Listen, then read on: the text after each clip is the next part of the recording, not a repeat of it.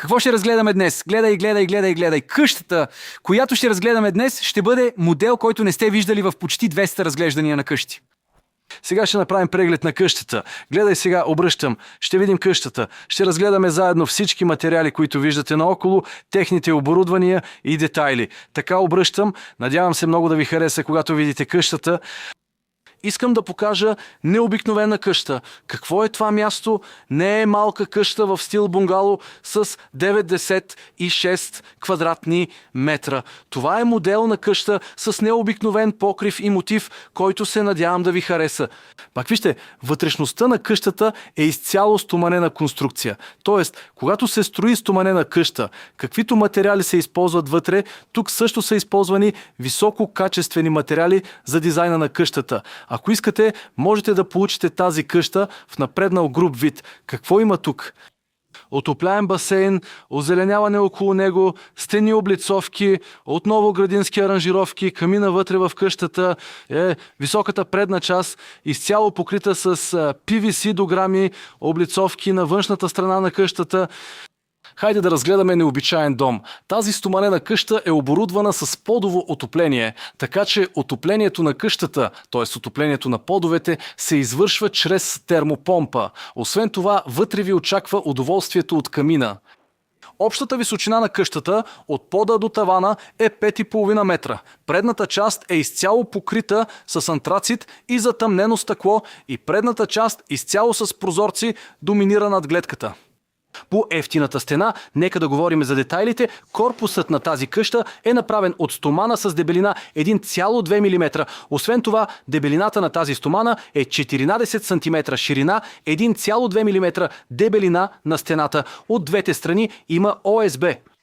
От вътрешната страна на гипсокартонената стена има плочи. Отвън на ОСБ-то има бордекс. Отвън на бордекса има детайли от камък, които виждате тук. Когато покриете външната страна на къщата с това, дълги години няма да има нужда от боядисване, избледняване на цвета или замърсяване на стената. Ако искате дълготрайно, постоянно решение, можете да покриете къщата си с такива декоративни камъни. Отстрани изолационните материали продължават по същия начин. Страничните части са покрити с изолация. Предната част също е покрита с патлатма камък върху изолацията. Виждаме съчетание с антрацитен цвят. В момента гледаме къщата отстрани. Камината може да се използва докато седите в градината и да се стоплите. Горещо е и отвътре, т.е. ще видим детайли за удоволствие във всяка част на къщата. Искам да говоря за покрива на къщата. Сега ще го видите отблизо с дрон. Това е модел на покрив, който не сме виждали преди. Каква е неговата отличителна черта? Това се нарича Кенет покрив. Виж тези черни места, нека ги разгледаме по-отблизо. Черните места са направени като тези пръчки, сгънати една в друга, произведени в ролкови форми с дебелина на стената от 1,2 мм. Тази част на покрива се закрепва по този начин, като железата се вмъкват едно в друго и се нарича Кенет покрив. На мястото, където таванът завършва, се полага изолация. Отгоре има ОСБ и най-отгоре се поставя покривно покритие, за да се предотврати изтичането на топлина нагоре или преминаването на топло и студено през лятото и зимата.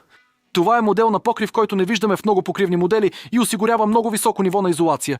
Като се използва количество стомана от 1,2 мм, този модел е много по-издръжлив и много по-напреднал в изолацията в сравнение с нормалните типове покриви с макари.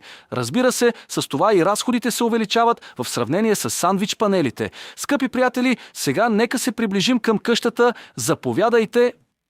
Тоест, можете ли да си представите да живеете тук, да излезете от хола и да влезете в такъв топъл басейн, наистина трябва да е лукс. Отпред на къщата стените са напълно затъмнени, така че да не закриват гледката и са направени от стъкло с PVC, което осигурява уединение. Заповядайте да влезем вътре в къщата.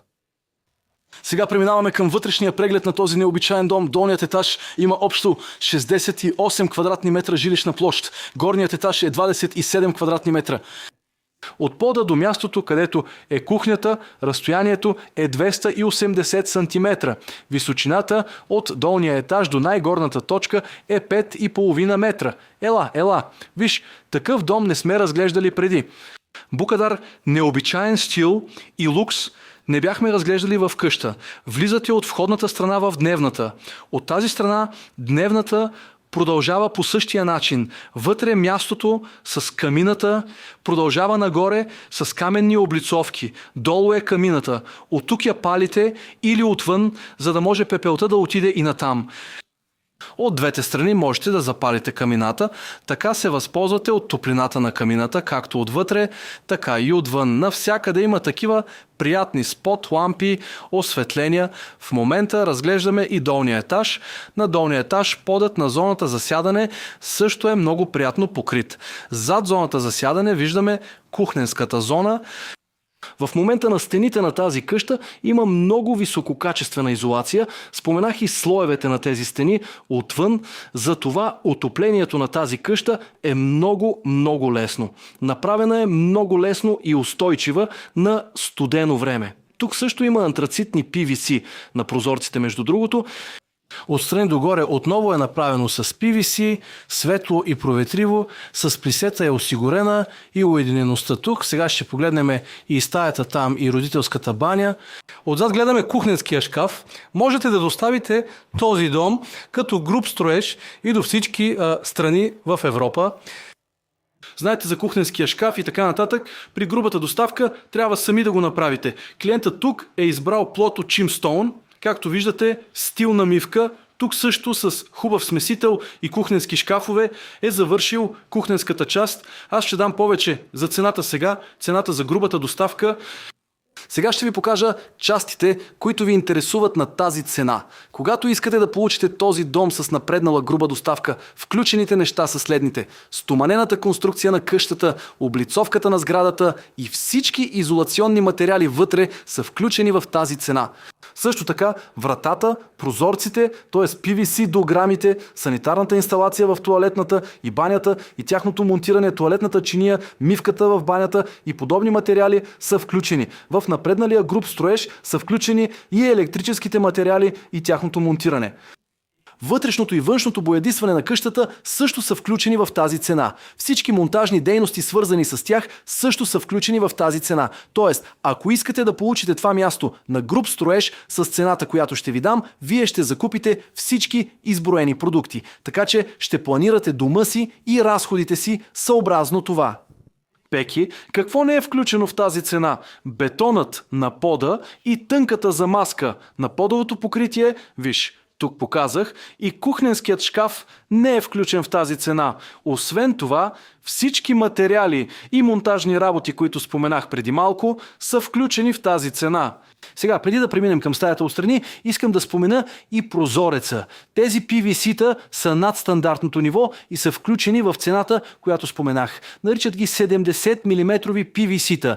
Тоест, те ще ви осигурят защита както за звукоизолация, така и за топлоизолация в сравнение с стандартните PVC-та. Сега при разглеждането на долния етаж, в тази 6-10-8 квадратни метра площ, нека преминем към тази спалня. Така, гледаме спалнята. Скъпи приятели, т.е. отстрани има плъзгащ се прозорец. Тук има такова стилно пространство. От тази страна, понеже таванът е висок, осигурява много по-просторна обстановка. Нека погледнем спалнята от широк ъгъл. Отпред отново виждате просторни PVC детайли догоре. Тоест, от мястото, където лежите, така, нека легнем, гледате към пейзажа по този начин, скъпи приятели. В тази стая също така има и родителска баня и тоалетна от тази страна. Нека преминем натам. Тук са използвани добри марки, да, бутони и контакти. Когато влезем вътре и погледнем банята и тоалетната на долния етаж, обстановката изглежда стилна. Виж, тези шкафове тук не са включени в цената, ама ето тоалетната чиния, санитарният фаянс и така нататък в повечето проекти душ кабината. Те са включени в цената с монтаж и инсталации. След като разгледаме родителската баня, нека се качим нагоре към лофт етажа. Това прави етажите различни. Тези неща се правят с дебелина на стените, варираща от 1,5 до 3 мм, с дълги стоманени конструкции. Т.е. под ъгъл от 90 градуса, това, което наричаме C, ето така да покажа с ръката си, във формата на сета. По този начин конструкциите са вертикални, като стоманите са облегнати гръб в посоката, в която виждате дървото, и най-голямата дебелина на тази стомана е 30 см.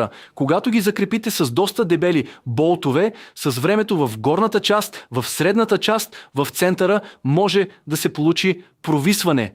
Може да се случи и в двоетажни къщи. Когато има много натоварване, предотвратявате тези провисвания. Дори не споменавам устойчивостта на земетресения. Сега се качваме на горния етаж, към лофт етажа. Обикновено тези стълби са малко по-открити. Стоят в празно пространство, но тук са направени декоративни детайли. Тъй като е стоманен завод, могат да се направят желаните неща. Тези стълби също се произвеждат от фирмата. Нека ви покажа. Тези стълби също могат да бъдат направени от фирмата. Когато ги поискате, няма нужда да се чудите дали трябва да ги поръчате отвън. Нека заедно се изкачим към лофт етажа.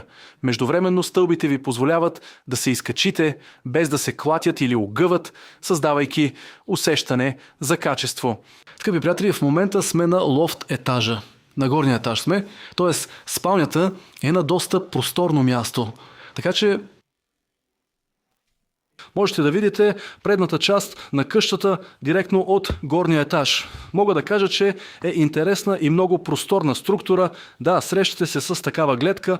Тук отново има детайл с перде, за да се затвори средната част. От дясната ви страна има прозорец за вентилация. Спалнята е доста семпла и красива. Направена е от такива хармонични цветове. Там също е създадено пространство за зона за сядане или за бюрото ви. Между другото, гледам, краката ми са топли. От тук идва топлина. Подовото отопление, т.е. това предимство, е наистина много хубаво. Т.е. става хубаво. Ако го направите, подовото отопление е хубаво предимство. На горния етаж да кажем, че това е родителската баня, защото гледаме банята над лофт етажа. Направена е точно като тази на долния етаж. Подът е с керамика. Виж, тук също са направени гранитни покрития на големи парчета. Банята на горния етаж е в този стил. Сега, как се изчисляват цените на квадратен метър в тази къща? Когато получите напреднал груб строеж, цената на квадратен метър на къщата е изчислена така, че да се извърши доставка до всички страни в Европа, като е направена от стоманена конструкция.